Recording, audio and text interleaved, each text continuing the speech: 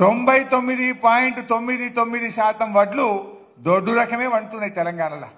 అంటే దొడ్డుకు 99% ఎగబెడతా 0.1కి బోనస్ ఇస్తా అంటుండ్రు.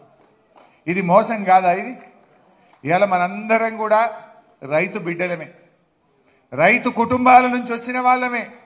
ఈ రైతుల్ని మోసం చేసిన కాంగ్రెస్ పార్టీకి తప్పకుండా గ్రాడ్యుయేట్లందరూ కూడా మరి మీ ఓటుతో గుణపాఠం చెప్పాలని చెప్పి కోరుతా ఉన్నా. ఈ విషయాలు మీరు ఆలోచించండి. అన్ని వర్గాలను కూడా మోసం చేసింది కాంగ్రెస్ పార్టీ. ఇవాళ రేవంత్ రెడ్డి గారి ప్రభుత్వం ఇప్పుడు ధరలు పెంచుతుందటిగా స్టార్ట్ చేసిందిగా. ఎలక్షన్లు అయిపోయినాయి కదా, పార్లమెంట్ ఎలక్షన్లు అయిపోయినాయి, డబ్బాలు సీల్ అయినాయి, దొడ్డు వడ్లకు ఎగబెట్టిండు. రేపో మాపో కరెంటు బిల్లులు పెంచుతారటిగా. మీ ఇంటికాడ కరెంటు బిల్లులు పెంచడానికి రంగం సిద్ధం చేసిండ్రు. రిజిస్ట్రేషన్ ఆఫీస్లా మార్కెట్ వాల్యూ పెంచుతారట, రిజిస్ట్రేషన్ ఫీజులు పెంచుతారట. ఎవడన్నా గరీబోడు ఓ ప్లాట్ కొనుక్కున్నా, ఓ అద్దెకరం భూమి కొంటే రిజిస్ట్రేషన్ ఫీజు పెంచుతారట, భూముల ధరలు పెంచుతారట, కరెంటు బిల్లులు పెంచుతారట. గింతేనా వీళ్ళు చేసేదిగా? అంటే ఒకవైపు ఏమో కోతలు, ఇంకొక వైపు వాతలు.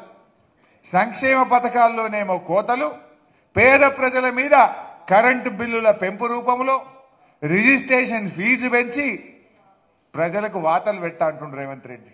మరి మనం అందరం కలిసి గ్రాడ్యుయేట్ ఎమ్మెల్సీలో గట్టిగా ఆయనకు సురుకు పెడితే గప్పుడు సోయికి వస్తుంది ఈ గవర్నమెంట్ అని చెప్పి నేను మనవి చేస్తా ఉన్నా.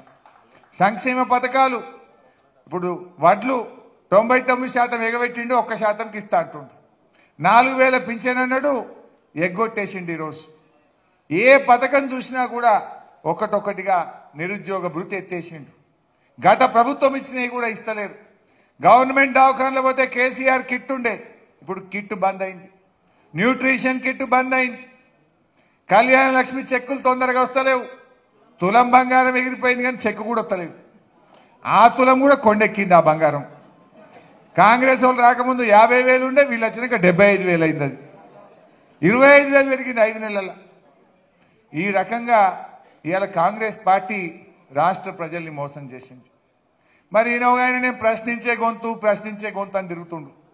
నేను అడుగుతున్నా, నిరుద్యోగ భృతి మీద అసెంబ్లీలో కాంగ్రెస్ ప్రభుత్వం చేతులెత్తినాడు, ఈ ప్రశ్నించే గొంతు ఎందుకు మూగబోయిందని నేను తీన్మార్ మల్లన్నని అడుగుతా ఉన్నా. ఎందుకు అడగవు?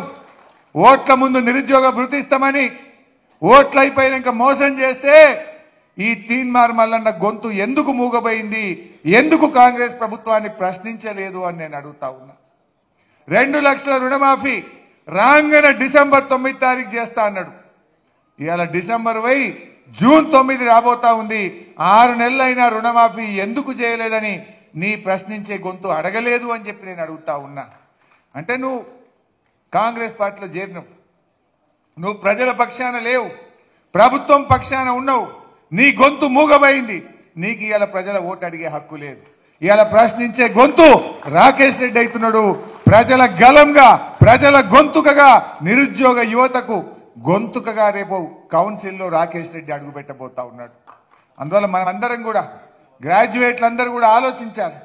ఇవాళ బీజేపీ కూడా చేసిందేమి లేదు. సంవత్సరానికి 2 కోట్ల ఉద్యోగాలు అన్నారు. 10 ఏళ్లలో 20 కోట్ల ఉద్యోగాలు వచ్చినాయా? ఎవరికి ఇచ్చిండ్రు? ఎక్కడిచ్చిండ్రు? ఇవాళ బీజేపీ నిరుద్యోగ యువతను మోసం చేసింది. అంతేకాకుండా మేక్ ఇన్ ఇండియా అన్నారు. ఏమైంది మేక్ ఇన్ ఇండియా?